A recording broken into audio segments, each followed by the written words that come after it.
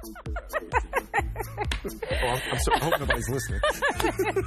Welcome back to Black Renaissance, everyone. I want to welcome right now someone who is making me die laughing right now. I'm trying to keep a straight face, but this is Michael Eric Dyson. He is in town on a book tour at Heart and Soul Center of Light in Oakland and the Commonwealth Club in Campbell for his latest book, The Black Presidency, Barack Obama and the Politics of Race in America. I've got my copy here, and I had a chance to read a good portion of this book, and you really kind of dive into the struggles that President Barack Obama has had being a president of the United States of America, but also trying and failing in some instances to address race in America and to be able to be a voice for Black America. What are you saying was constraining him? Was it his own self-consciousness? Was it a perception that he could not be a voice for Black America at some points during his presidency? Right. I think that's brilliantly articulated and summarizes what I'm aiming for here. Yes, I think because he is a Black man in an office that has been historically occupied by only white figures, white men in particular,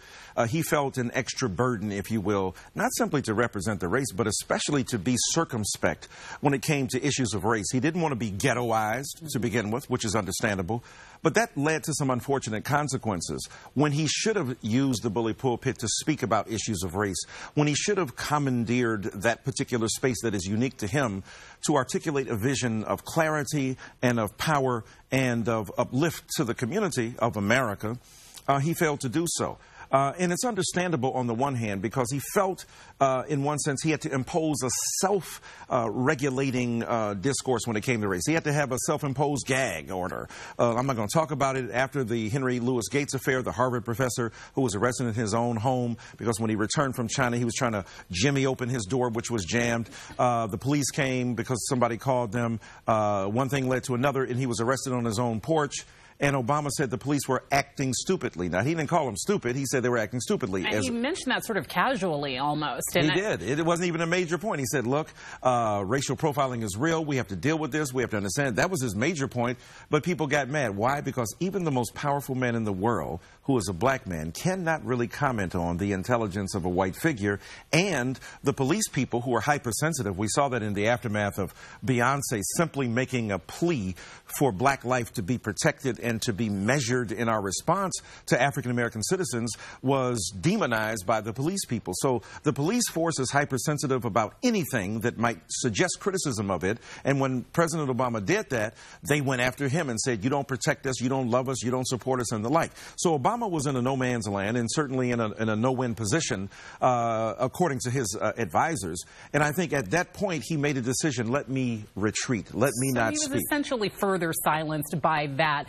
You do talk about in your book how there was a turning point. I think a lot of people certainly look at the Trayvon Martin case and the comments that he made after that case, sort of identifying with Trayvon Martin as a turning point for him. You would agree with that? Absolutely right. I think that he had some encouragement after Trayvon Martin's, the acquittal of George Zimmerman, who was accused of killing Trayvon Martin. He did kill him, but was it murder or not?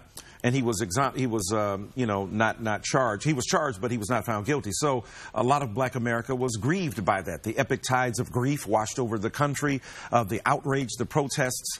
And Obama stepped into the gap, so to speak, to explain to white America what was going on. His initial response was, we're a nation of laws. The jury has made its decision, but that was weak and ineffectual. And I think his wife and, family and others pushed him to say, come on, you've got to say more than that. And when he stepped into the gap, so to speak, to explain that, it was a brilliant speech. Probably at that point, his most brilliant and extended remarks on race since he had become president. And so from there, he went on to talk about Michael Brown. Again, he fumbled in the beginning, but then made a rather more extraordinary, insightful argument in some of his race speeches at Selma, the 50th anniversary, the sermon he delivered, and I think it was a sermon basically, for the fallen Honorable Reverend Clemente Pinckney, who was the state senator and minister in South Carolina who was murdered by Dylan Roof. He gave that powerful sermon where he sang Amazing Grace and tuned up like a black preacher. So he's made some remarkable race speeches after that, but he had to be forced into it. He had to be cajoled into it. And every president worth his or her salt so far his thought, has weighed in on race in an uplifting and insightful fashion. And I think Obama couldn't expect to be exempt from that simply because he was personally uncomfortable with that, or because the situation was more complicated for him than any other president before him. Absolutely. And you discuss that at length in this book. It's a fascinating read. I encourage anybody to go out and get it, The Black Presidency, Barack Obama and the Politics of Race. Speaking of politics, we're going to be talking about who you're endorsing in the upcoming presidential election and why. Also, you wrote a really fascinating article in the New Republic, so we'll get into that when we get back from this break. You can purchase this book online and in local bookstores, and you can follow Michael Eric Dyson on Twitter, Michael E. Dyson on Twitter. We'll be back with more Black Renaissance and with more Michael after this break.